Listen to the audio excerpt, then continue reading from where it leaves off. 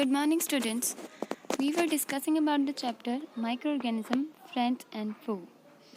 Today we will discuss about the topic harmful microorganism. There are some microorganisms which cause diseases in human beings, plants and animals. Such disease-causing microorganisms are called pathogens. In humans, pathogen enters our body through air we breathe, the water we drink or food we eat. They can also get transmitted by direct contact with an infected person or carried through an animal. There are some insect and animal which act as the carrier of disease-causing microbes, such as houseflies, mosquito. Houseflies generally garbage area पे बैठती हैं और फिर वो कहाँ पे चली जाती हैं, अनकवर्ड फूड पे जाके वही हाउस फ्लाइज चली जाती है. तो क्या कैरी करती हैं, अपने साथ में पैथोजेंस को ले जाती हैं और फूड को कंटामिनेट कर देती हैं. सेम केस मॉस्किटो का है.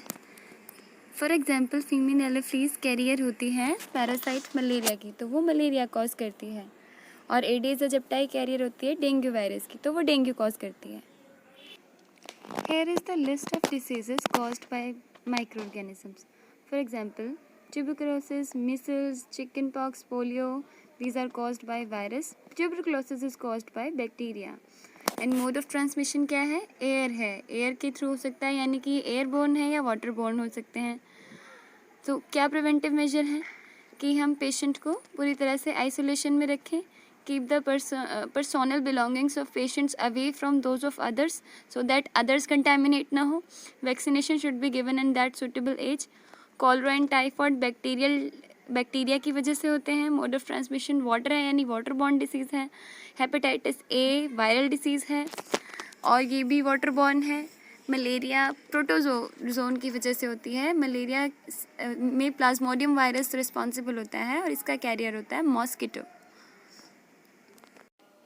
Disease causing microorganism in animals.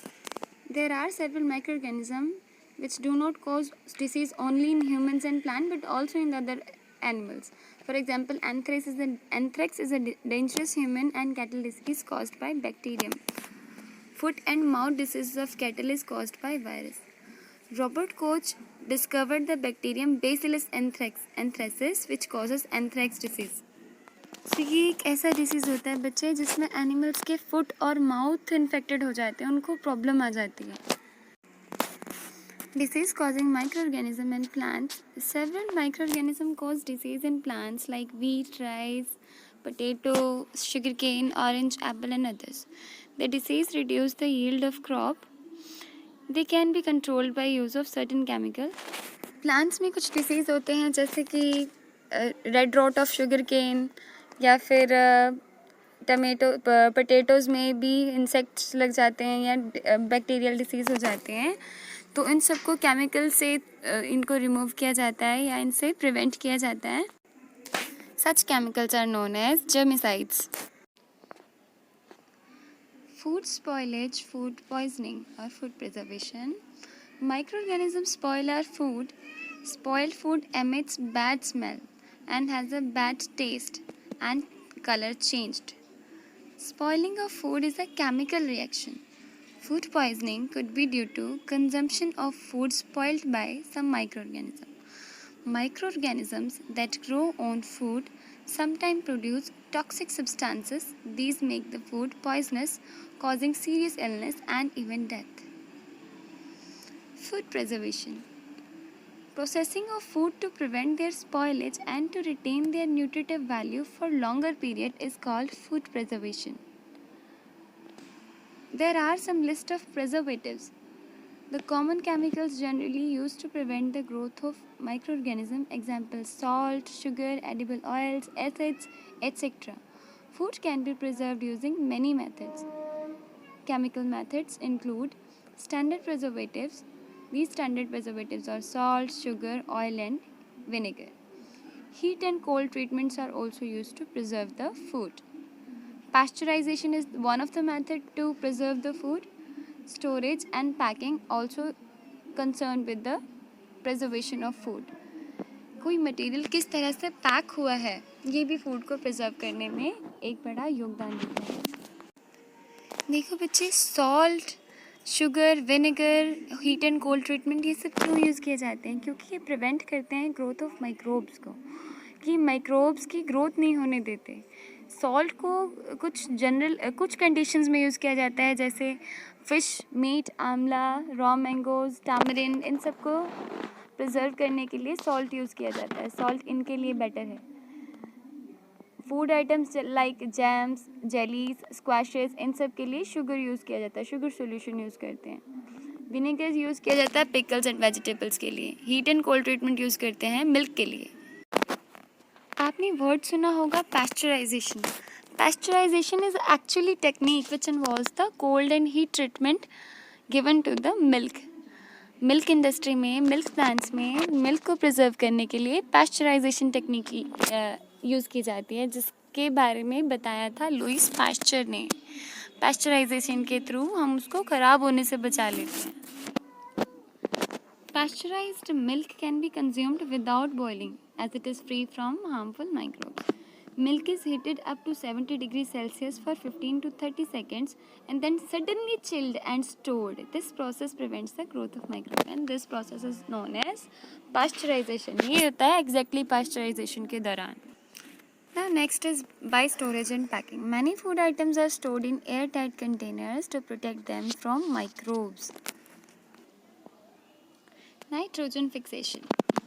Rhizobium is a bacteria.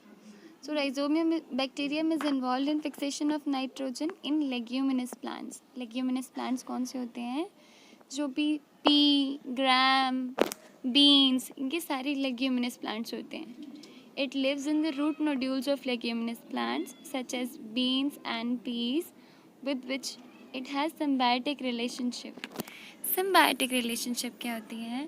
जिसमें ऑर्गेनिज्म और होस्ट दोनों एक दूसरे को बेनिफिट करते हैं, इसलिए इसको सिम्बायोटिक रिलेशनशिप कहते हैं। फॉर एग्जांपल, एक ऑर्गेनिज्म दूसरे ऑर्गेनिज्म के ऊपर रह रहा है तो दोनों को ही बेनिफिट मिल रहा है। जैसे राइजोबियम बैक्टीरियम लेग्यूमिनस प्लांट की रूट नोड्यूल में रहता है तो प्लांट से न्यूट्रिशन लेता है, और राइजोबियम प्लांट के लिए क्या कर रहा है? एटमॉस्फेरिक नाइट्रोजन को फिक्स कर रहा है। प्लांट्स कभी भी डायरेक्ट नाइट्रोजन को, देखो air is a mixture of gases, air में ही नाइट्रोजन बहुत है, लेकिन प्लांट्स उसको डायरेक्टली नहीं ले सकते। प्लांट को एक एजेंट चाहिए, वो एजेंट है राइजोबियम, जो नाइट्रोजन को नाइट्रेट्स की फॉर्म में ले सकते हैं। Nitrates is the acceptable form for plants, मतलब प्लांट्स जो है नाइट्रोजन को नाइट्रेट्स के फॉर्म में ही ले सकते हैं, तो वो नाइट्रेट्स में कन्वर्ट करने का काम कौन कर रहा है? राइजोबियम।